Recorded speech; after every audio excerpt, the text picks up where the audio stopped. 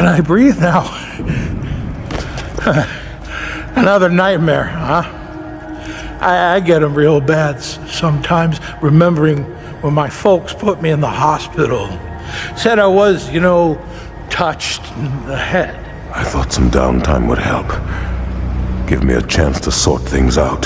Seems like the more I think, the worse the nightmares get. And I can't shut it off. You hungry? I got a good deal on a half loaf of bread. Only a week old. Still got some of the plastic wrap around it. Go away, Garib.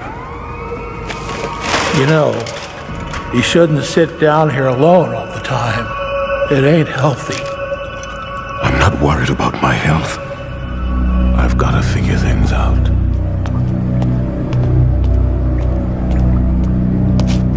Maybe you need to quit all this figuring and just do something. Of course, what do I know, right? I'm just a bum with half a loaf of moldy bread. Nobody to share it with except my buddies, Jack Daniels and Jim Beam.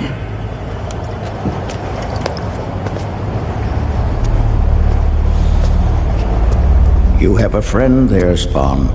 Listen to him. Beat it, old man. I'm in no mood.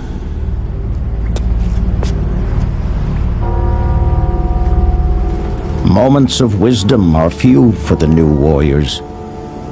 They come from unexpected sources.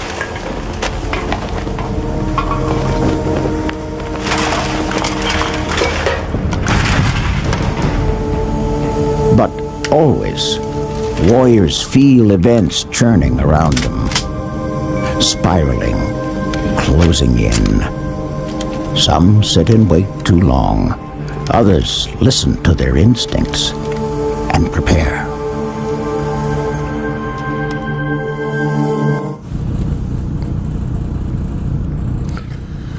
Welcome to the Thinking Man's Templar. Place where we say one red pill life far outweighs a billion blue pill lives.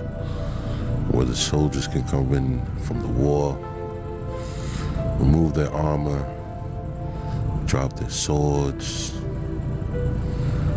and have conversations with like-minded men. Today's jewel is for the brothers who are dealing with hard times, and the brothers who have been through hard times, which is most of us. Times we had to do it out, times we had to sacrifice, times we just didn't have. May not have had money, or a job, or a place to live. And things were really rough. But you stayed the course, and you found your way back. See, this video is about preventing the fall. See, what we want to learn how to do as men is to build and add on, not build and destroy. You don't want to build, work, grind, get yourself back to a certain point, and then lose it all again and have to start over because you're repeating mistakes. See, you should be able to feel certain events, certain things around you beginning to lose fluidity, balance, and you can feel that hardship coming. You should be able to have enough sense, enough awareness of your situation to feel something coming. You can feel you may be about to lose a job, or something financially may go wrong. There's often times when we ignore small signs that lead us into chaos. Certain things you can feel. You should be able to, dig your hands in, look around you, take an assessment, and you can feel the rhythm, the vibration of your daily life beginning to falter, beginning to rattle. And you should be able to quickly make the timely adjustments to try to put things back on track, whatever it is.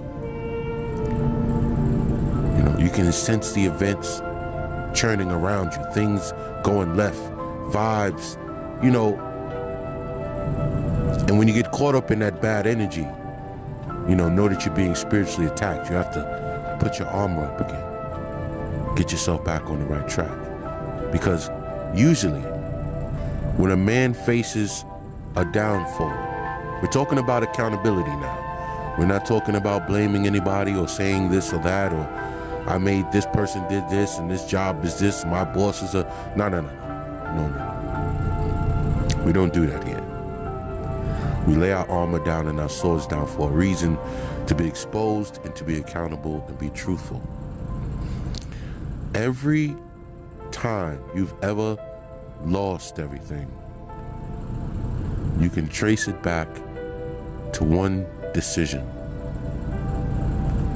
one missed call, one bad call, one bad decision. So I'll repeat that. Every time you've ever lost everything, you lost a job, you've lost a crib, you lost the car, you lost everything, and you had to rebuild from the ashes, you can look back, if you take the time to have the hindsight and go over what happened, you can usually trace it back to one decision. If you're honest with yourself. One decision you made that caused the ripple effect, the butterfly effect, the domino effect, whatever you want to call it. You ever heard the saying that the wings of a butterfly on one side of the world can cause a hurricane on the other side? Small things. Small decisions, small miscues, small lapses in focus and discipline, heightened arrogance because of success, believing you can't fail, making sloppy decisions. After you've been focused for 6 months, then you take a month and lax, and then you begin to create bad habits, you see. In this land where you are constantly opposed in your success, you have to remain steadfast on the rhythm that is granting you blessings, success, money, peace. Once you find the pattern of behavior that allows one to gain what you desire, you must maintain. You cannot lose that focus. I don't care how hard it gets. Whether your routine to get back to where you were was getting up every day at 4 a.m., when you get to where you're going, keep that routine. You understand? You only have one opportunity to make a bad decision most times. You have an A or B. You have left or right. You come to a fork in the road, you have a decision to make. And oftentimes as men, we can make that left turn when we were supposed to go right, and from that moment on, the hourglass is ticking. And the sands of time are against you, because now you have a limited amount of time to correct your mistake before the house of cards come crumbling down.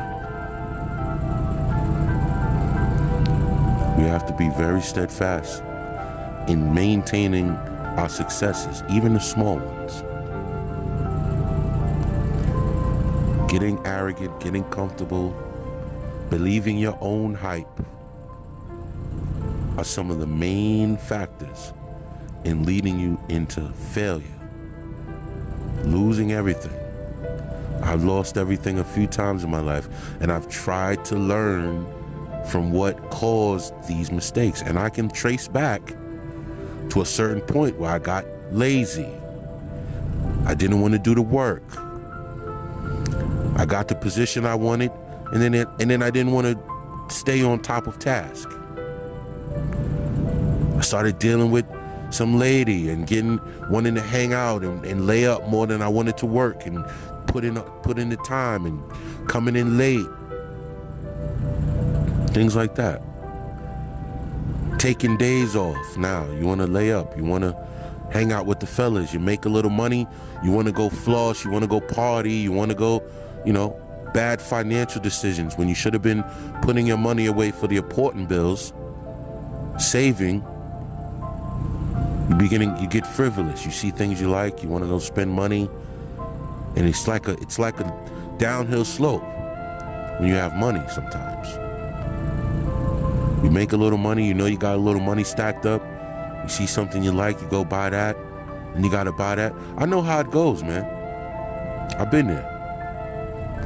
I like to keep myself in decent dress, but I don't go overboard like I used to, because I know how I am. I know back in the days I would see a pair of sneakers I like, I go get the sneakers. Then you got to get the jeans. Then you got to get a shirt. Then you got to get a hat or a jacket. And it just it goes from spending $200 to $500 or $600. And then you look around and it's like, oh, damn, I didn't pay this. I didn't pay that. This is me just telling you from what I've seen. Some of you I may be older than. Some of you I may be at the same age. Some brothers may be older than me. I'm in my late 30s. But trust me, as a testament, the older brothers will tell you in the comments. They've been here. They know. We are not above the truth about ourselves. As a true man of wisdom, knowledge, and understanding, you have to be able to sense events happening around you. You have to see the flow of the whirlpool of things that are going wrong. It's little signs, that I would say from experience. It's signs. Because it's like a chain reaction. So you have to always remember. And when you do get to this point where you failed or you made a bad call, you should be able to look back, take the time, and don't blame anybody. Don't blame anyone. Don't blame anyone. You lose a job, you lose, you get evicted, you lose your car, then all of these things start to happen. You should be able to stay in there instead of being angry and blaming your boss or saying your manager was attacking you. That's what women do. My manager didn't like me. Such and such did this.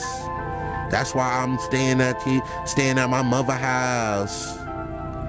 That's why I need to come stay with you, because they made me lose my job. You ever heard somebody say that? They made me lose my job, or somebody was attacking them. No. All you remember a point when you were there, you didn't have nothing. You were broke. You couldn't even afford ramen noodles. You were digging in the couch, looking in your car for change. And you were begging for a position. Damn, I need something. Get back on my square. Bills piling up, rent due, rent late. And then you did get that position. And you got it. You went on a bunch of interviews, you didn't get them. Then you went on the one and you got it. We'll hire you. Cool. And you're happy. You start making money. You start paying off your bills. You start getting caught up. You start getting access. Now you're starting to have more than just savings. Now you're saving money. Now you're not just paying all your bills. You know how it go. You get back on, you start paying off everything. You're broke for like a month because you're paying all your old bills off. And then you get back into a comfortable state. And you start slacking. You want to start taking days off. You want to call in. You want to stay up Instead of being disciplined and getting home, taking care of your shit, and getting to bed at a decent hour, you're staying up late now, and now you're tired, and you're looking at the clock, and you have to be up in an hour, and I'm gonna call out. You know? And you create bad habits. Now, for those who work for themselves, that's a different deal. But they understand it's the same mentality. You get up, you grind, you do it. Then one day you're tired, you don't feel like doing it. You don't feel like making the phone calls. You don't feel like sending this out and taking care of that. You lose a day. It's real, man.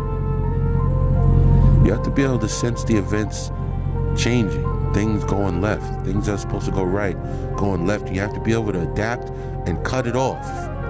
Make the adjustments. Look at yourself. See, you can prevent these things once you call yourself out. Hey, I'm being lazy, I'm slacking off, taking too many days off, I'm bullshitting at work, blah, blah, blah. All right, let me make the adjustment. But if you're blaming everything around you on others, you'll never be able to cut these events that are gonna lead to your failure, your downfall. You don't wanna fall off. You gotta understand, you gotta be prepared for the winters sometime. You gotta know when winter's coming. You gotta know when, just like in Game of Thrones, when they know that the winter, those guys, I forgot what they call, winter dude, I don't forget what they call. But they know that they're coming. They didn't know, people didn't believe. People were like, hey, these dudes are coming. They're like, you know, ice warriors or whatever. They're coming to kill us and blah, blah, blah. And everybody's like, yeah, right, whatever, blah, blah, blah. They don't believe it. And over time, you saw people would have their encounters and they'd be like, oh shit, this shit is real. Now all of a sudden, now everybody's joining forces because they realize it's real. But it's almost damn near too late because, you know, the dude is strong now. And y'all could have nipped it in the bud.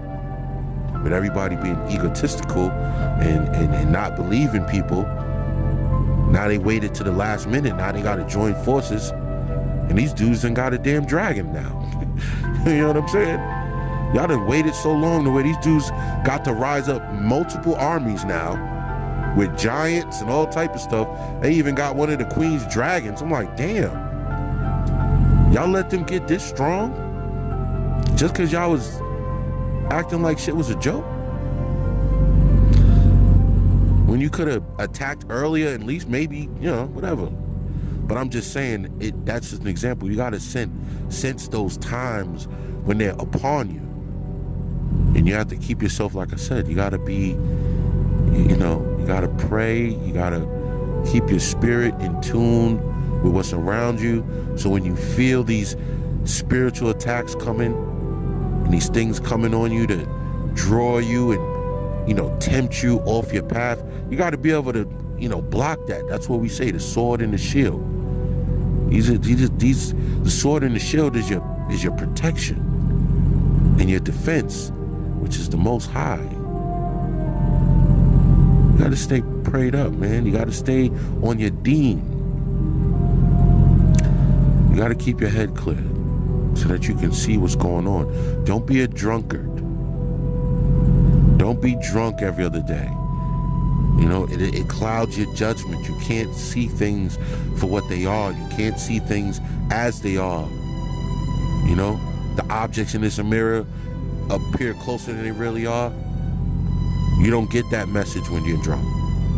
You don't notice till it's right up on you. When you're high and you're sitting around wasting time in a vegetative state. You're laying up, old girl want to come over and you want to lay up. You're laying up one night and it turned to 2 nights. Then it turned to a weekend. And, you know, now she want to stay over there on the weekdays. When you used to get up, get home, take care of your business and try to be in bed, now you're up to 11, 12. Killing your mind, man. You can't operate on no rest. You got to get your rest, man. It is what it is. I want brothers to be their best.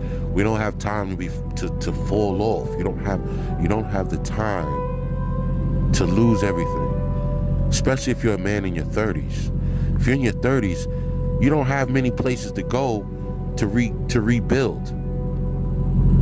to go back and say, hey, I need to rock here till I get on my feet. You start to lose those options as you get older, so your discipline has to be up there. Now, when you're in your early 20s, you make these mistakes, that's fine. But you can't make them after a certain point. You have to be aware enough to know when it's time to buckle down. Catch yourself when you slack off. Readjust, recalibrate. Get back on your square, because it doesn't take nothing, man. Especially if you don't have a lot of money saved up. You lose a job, man, you can lose an apartment in a month. You can lose a car in a month or two. It doesn't take much for that bill to get piled up, that car note to get up to, $1,000, $1,500, some shit. You miss 2 months. Then you got to pay rent and things like that. And then when you get back on, you got to work some more. You fuck around, get your car reposed, unless you own your car. Whatever the case. I'm just letting you brothers know, like, these times, there's going to be a lot of things coming at you. Especially if you're walking righteous. It's going to be a lot of attacks. It's going to be a lot of temptation. Things trying to throw you off your focus, off your laser focus that got you where you are. If you ever understood how it feels to lose everything and then pick it up and salvage it from the ashes and then build it back better, you understand exactly what I'm talking about. And if you look back, you can remember exactly what you did wrong. And I want brothers in the comments, be honest, so that the younger fellows can hear your story. I remember when I did this and I ended up here and I had to build it all back from scratch. And a lot of you brothers are resilient enough to get back. And you did it multiple times. And for you brothers that are currently in this position where you lost everything, or you're struggling and you're down, understand that this is the time where you see what you're made of. This is the time when you see what you're built for. You understand? You pick it up from the mud. Remember I said that? You get it from the mud. You had to get everything you ever earned from the fire. You had to dip your hands in that fire and pull out your life. You had to get it from the mud. That's what that succubi doesn't understand. You had to get it from the mud, man. You had to pull yours from the flames, barehanded, and build. Just remember, man, you can always put it back together.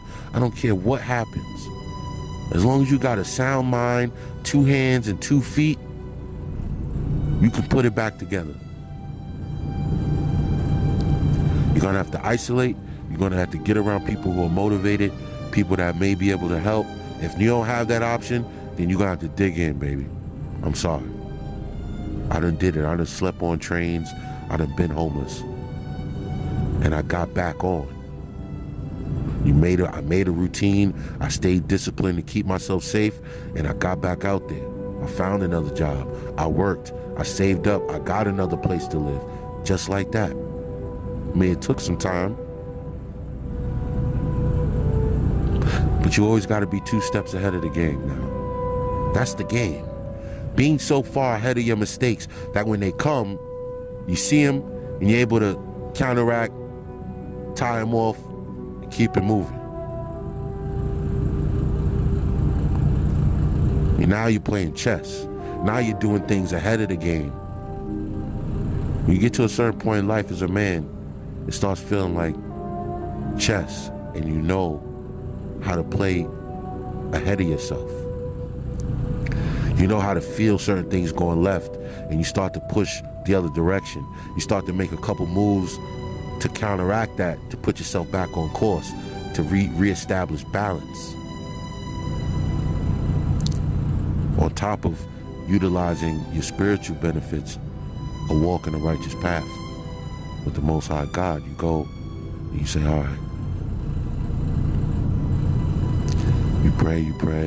You pray for the strength, you pray for the wisdom, you pray for the dexterity to be able to get things back. You pray, and you have to get into action and let the Most High work his miracles. but you have to work at it. You can't just stand there and pray for something and then just be still. That works sometimes, but in other times you have to put in the work and match. You take a step, the Most High takes a step. You take another step, and you keep pushing, and eventually you'll get a rhythm. And once you get a rhythm, you'll be able to start putting things back together.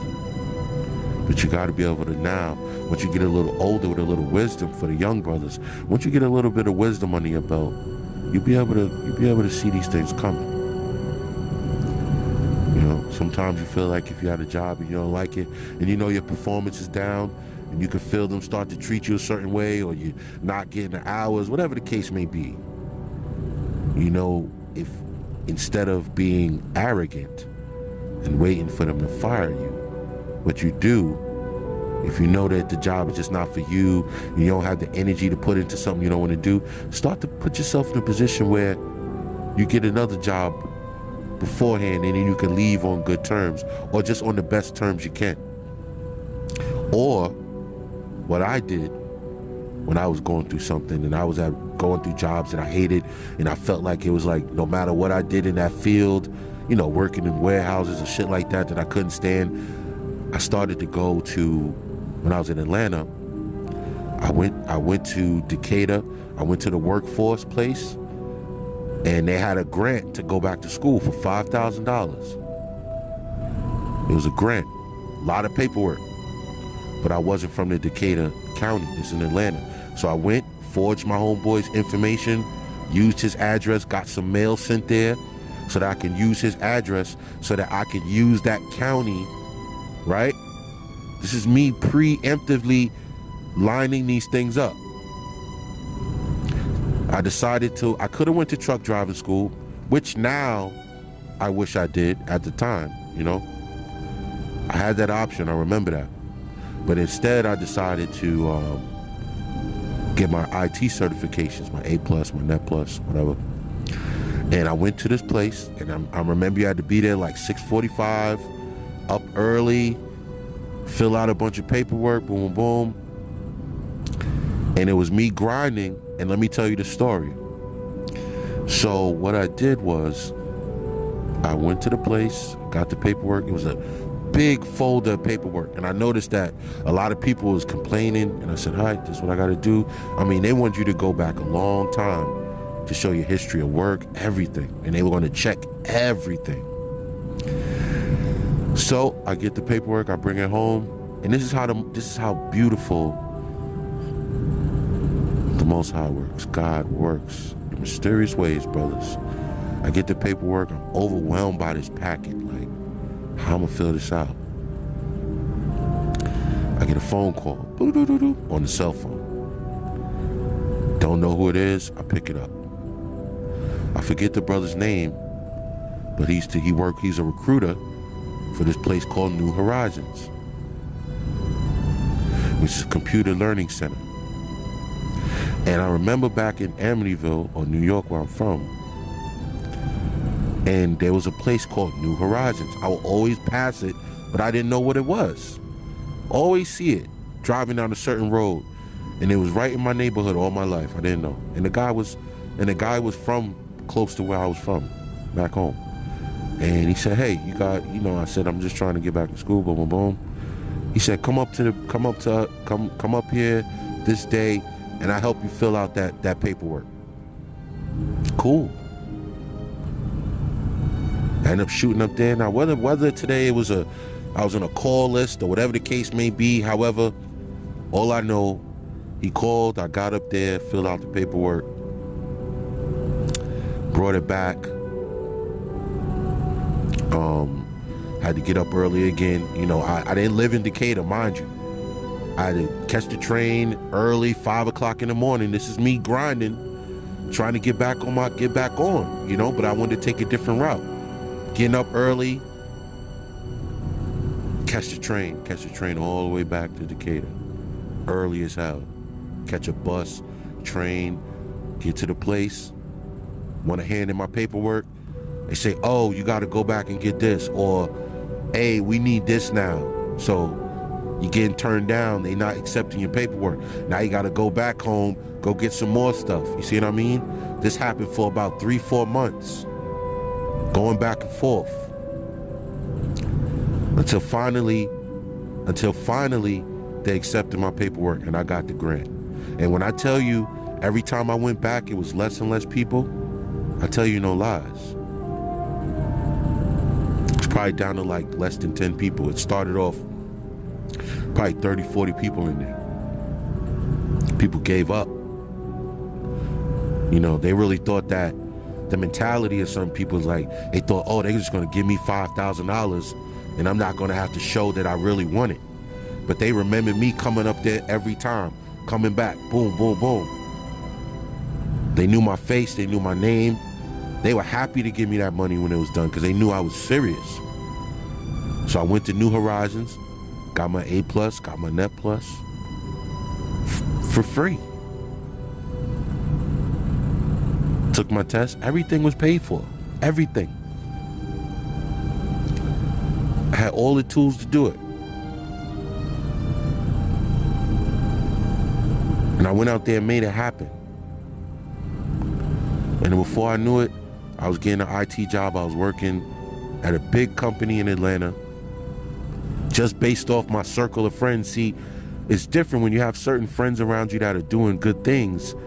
A lot of them can help you, but you have to help yourself. You know how people say you can't help somebody who don't want to help themselves, and then you get to a position and then they can now reach out because they seen you put the work in. Oh, you went and got your certs? Okay, now I can work with you.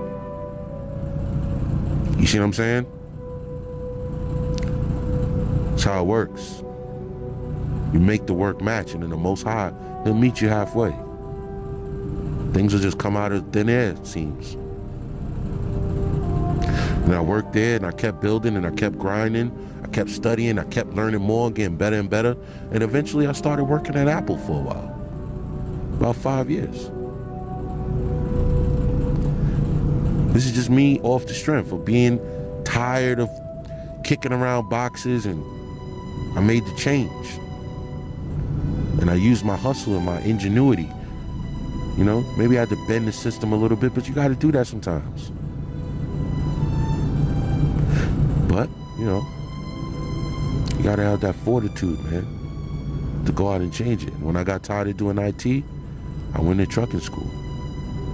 I failed at the first school, literally. I literally drove across from Atlanta. I drove my car from Atlanta to California to go to trucking school. I didn't have to. I just wanted to go back to California. So I chose a school. This is me, again, finagling the system in my favor. If I'm gonna drive out of California. So I drove all the way back to California, right? 16, 17-hour drive. Went to school and actually failed. Heartbroken. Went to school, took the test, couldn't pass my CDL exam. Took me 3 times. And I felt like everything was going wrong, but I didn't make no excuses. I'm taking the test in bad weather, rain. It was just like the worst days. But I was one of the most focused people in class. I wasn't slacking. I was actually helping other people study for their permit tests. That's how much of a teacher I was. I would get up and read all the questions out, and as a class, everybody in the class would go through their DMV book and we find the answer together. This is me. I'm standing in the front of the class. But at the same time, it's helping me study. So when it came down to doing my permit test, I passed that in like fire. Everybody knew I was gonna pass. It was like, yeah, we know you're gonna pass. But when I failed the driving part, people were shocked. That made it even worse because they knew I really wanted it. And I was hurt. But again, sensing events churning, knowing that things, once I failed the test once, I said, all right. Then I failed it twice, and I said, all right, now. And this was just on the skills part, just the back end. I failed that twice. And I knew, like, all right, I practiced my ass off. But what I did was I applied to another school while I was at this school. So if I failed, it'd be a turnaround of a couple days and I could be at another school. I found another school that was in Phoenix, literally a 4-hour drive. And I knew that if I failed at this school, worst come to worst, I would go to another school. Straight out. Didn't even wait. If I failed this test on Friday, I'd have been at the other school on Monday. That's how I set it up. This is how you got to think. This is how you got to be ahead of the game. Plan A, plan B, plan C, plan D. Just in case shit don't go your way. So what happened was, now I get to the last test. I killed the skills part because I practiced my ass off, did it perfectly. Now I never took the driving part yet. I didn't get a chance to practice the CDL exam on the road because I failed twice on the skills part, which is the beginning. You have to pass that just to get to the driving part. I blew 2 chances. The first two tests I blew in the beginning. I passed the air brakes. I did all that stuff. I knew what I was doing. I failed the skills twice. Didn't even get to take the driving test 2 times. So now my 3rd time, I got to do everything right. I got to do the skills again, which was the worst. Even though you passed the skills. No. I failed skills twice. 3rd time I passed it. Finally. Now I get to take the driving test. Take the driving test, literally get down the street, get on the highway. And when they asked me to take the test, it was like a certain part in the day. When they got me taking the test, rush hour. Rush hour traffic, Los Angeles, in a 10-speed truck.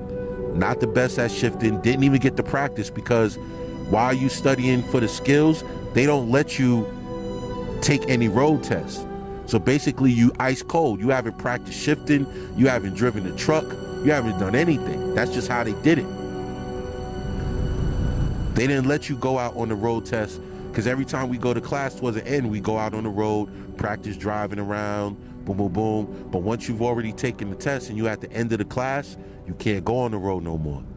So I've already wasted like a week and I haven't driven a truck in a week. So when I get behind the wheel, they put me right in traffic and I messed up on the shifting and I failed. And the dude gave me a chance. He said, yo, if you coast on this shift and you don't shift this truck, I'm gonna have to fail you automatically because you can't ride a certain distance without being in gear. Get on the road, get in traffic, stop and go, shift up, shift down, shift up, shift down, start grinding gears, lost the gear, couldn't get back in, failed. Literally got out the truck. I was so mad. I literally got out the truck, stomped my way, walked straight to my car, didn't say bye, didn't say nothing to my classmates, walked to my car and just drove off. Went to the hotel, got my shit, stayed in the hotel. I think they gave you like a day till you had to leave. No ride home, but I drove my car. So I basically had to go back to the hotel, get my shit, and I literally drove to the other school. I was hurt and frustrated. Drove to the other school, got there, way better school, way better more organized, and I passed on the first go. But I had to keep going, you see what I mean? Keep pushing. Don't give up, man. Sometimes it's going to get crazy like that where you gotta have a bunch of things working at the same time, spinning plates. See, a lot of dudes in the red pill and the manosphere, they talk about spinning plates like, oh, you gotta have 3-4 girls. So if one falls off, you have another one. What about spinning plates with opportunities? What about spinning plates where you got 5 opportunities on the table and you filling out which one to see which one works. That's what I do. I keep a bunch of opportunities on deck. So if one goes to shit, I got other options. You see what I mean? Just like that. So you got to be able to sense events going wrong so that you can make an adjustment. And I gave you real-time examples of times I did that. You got to make adjustments on the fly, like Tom Brady. Call an audible on the play and be able to make a bad situation work in your favor, because you see into the future. You use that third eye. You use your ability to see events churning around you, because you know if you don't do it, it's gonna be your ass. And if you do get to that point and you don't make the right call, have the fortitude to rebuild. It ain't gonna be easy. Nobody said it was. But I know you can do it if you stay strong, stay diligent, keep your faith, ask for it, ask for the strength, ask for it when you're on your knees, praying, and you let the Most High do the rest. You let God do the rest. And you handle it. You're a man, you're a righteous man, you're a red pill man. You shouldn't be distracted. You should be able to see things coming so that you can make the right call. Because I want you to succeed. I want you to be your best. But life will throw those curveballs. So you got to be able to crowd the plate, crack that shit into the upper deck. I believe in you, believe in yourself. But stay aware and cover your six. It's a Thinking Man's Templar. Like, share, subscribe. Y'all brothers be safe. Peace.